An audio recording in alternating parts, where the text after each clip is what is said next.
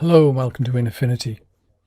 Here's a way of doing a sunray or sunbeam in two parts, and it's kind of a superior way to do it. Maybe, I don't know, you judge. So let's start. There's many ways to do this, but we'll go down here to the trapezoid tool just to start this off.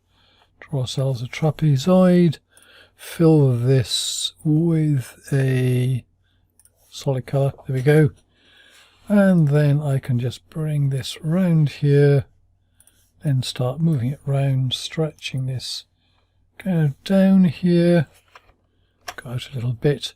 If you double click on the edge you can get these red dots appear, so you can set those to where you want them to be, and maybe we'll bring this out a bit and so on, maybe convert to curves so that we can then pull up this and stretch it to where we want to be.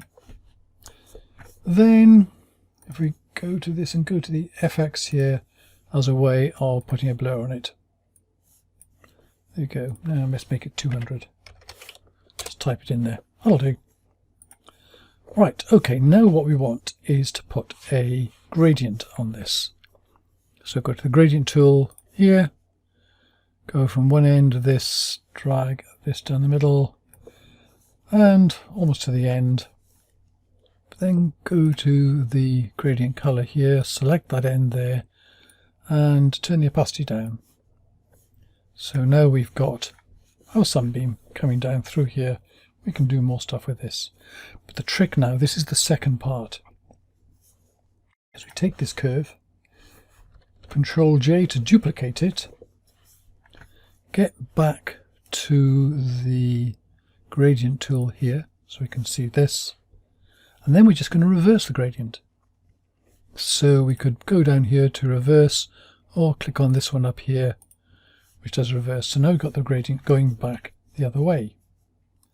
And what we're going to do with this is not going to have this as a sort of a lighting thing, we're going to use this as a mask. And so let's just turn this off for the moment, and I'm going to put in here, if I click outside here, it just deselects everything so that when I put in something it's going to appear.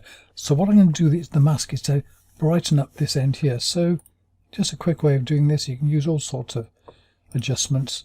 We'll do brightness and contrast. So we're going to turn this up here, turn this up, we can adjust this afterwards as well. But we're thinking of this area down here, so we just want to lighten this.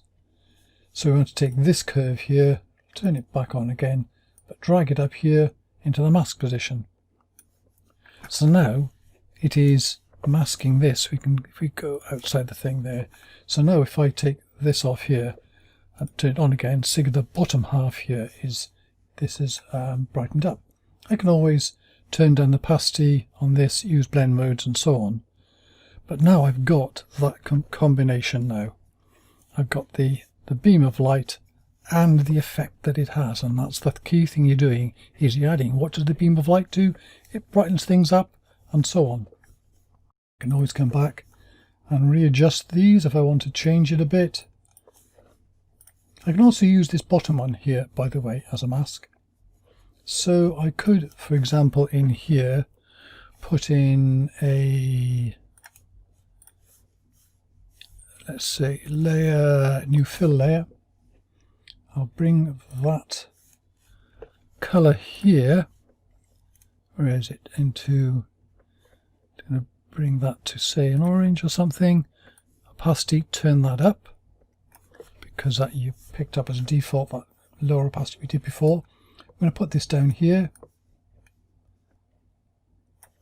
and then use that curve there as a gradient, sorry, as a mask.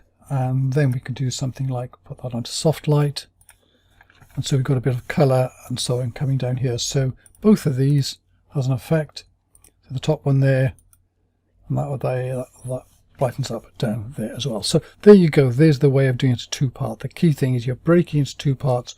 One is the light beam and the other is the how it lightens up the end where you are going to be lightening. Oh, I think I need a break. Anyway, that's it. Thank you very much for watching.